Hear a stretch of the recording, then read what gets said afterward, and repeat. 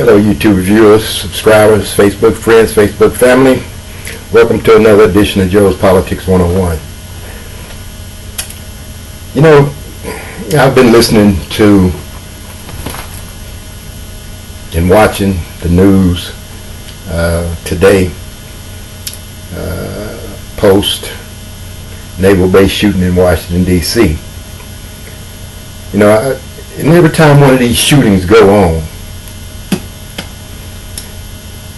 I hear them start talking about the mental status of the person that committed the crime. And they keep saying, well, why this didn't raise a red flag? Why that didn't raise a red flag? That this person had some kind of mental problem. You know, all this information is found out after the fact. Now, the question I have, and as you look at the different states that have privatized their state-ran and funded mental health programs like Louisiana have, and probably Texas and a number of other states who have made their mental health issue a private concern. Some private corporation now have that in control. You know, nobody ever says how the system works. Let me tell you how the system works. I'll tell you how the system works. You know, and as a former police officer, I'm pretty sure that I'm correct in what I'm about to say. Number one, police officers are not in the business of evaluating and determining whether or not an individual have a mental issue.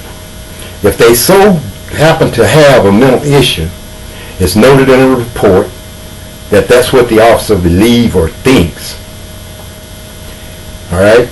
The report is passed on to the supervisors, and the supervisors do whatever they decide to do with it. Number one, the number one issue that we all should be talking about, and when you get into it, the fact is that mental issues never make the NCIC, the National Criminal Register. It's never put into the criminal background or the offensive background that the state or the national or the FBI has, unless it's brought to someone's attention on how to do it. So how do you set up a system to where private corporations is communicating with police officers or with the law enforcement entities of a state or county or parish or the federal government? How do you set that system up? You know, you can't put that system into the hands of a civilian, or you have a situation like you had with Eric Snowden. You know, you can't contract out the law enforcement information system, because it's going to be compromised, just like our national security have been privatized and it's been compromised.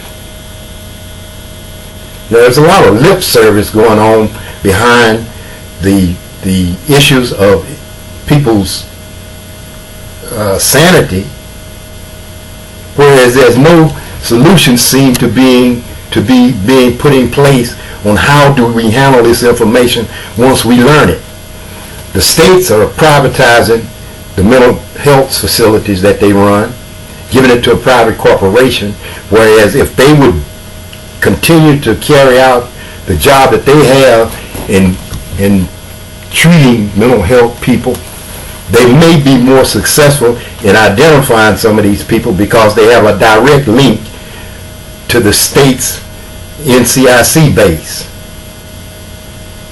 You know, all this lip service and this yakety yak about, you know, oh, why we didn't know this about that person? How did this person get the gun? Or how did he do this?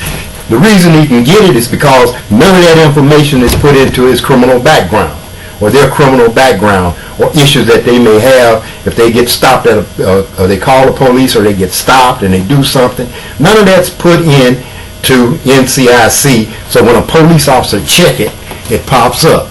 or when they go to buy a gun and the background check is ran, then it pops up. Then you can recognize who this person may have a mental issue. You know, all this lip service about this crap, and you know, it makes me want to curse, to be honest with you, about it. You know, they keep talking about it, but they're not doing a damn thing about it. Do something and quit talking. Do something. You know, the Republicans are blocking this. They don't want background checks. They don't want no information given out about anyone. You know, but yet we have all of these mass murders and these killings and all of this stuff going on with guns that people are legally buying who should not be able to buy. It's just plain and simple.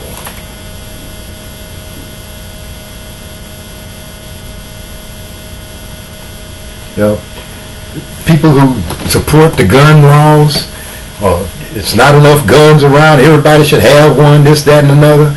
If that's all your representatives have to offer you, you should not even vote. You should not even go to the polls. It's getting idiotic in this country. This country is getting unsafe for anyone. It looks like eventually everybody's going to have to build a fortress and live inside of it and come out only when they have to, and when they come out, they better be armed to the teeth. That's what it appears is happening in this country right now. You're not safe going to the grocery store. You're not safe going to the movies. You're not safe going to an event. Because you don't know if you're going to have a person that's just fell off the wagon and want to shoot up everything. You don't know if you got terrorists in your neighborhood. You don't know what people are going to do. And everybody in this country is armed. Get a gun. Everybody can get a gun and can carry it anywhere they want to carry it at any time they choose to. It don't make sense. This is not the wild, wild damn West. You know, those days were over with. We transferred from that into the 19th century and the 20th century and on. And now we're in the 21st century and they're trying to bring that same old 1800s or 1700s crap back into the lifestyle of Americans.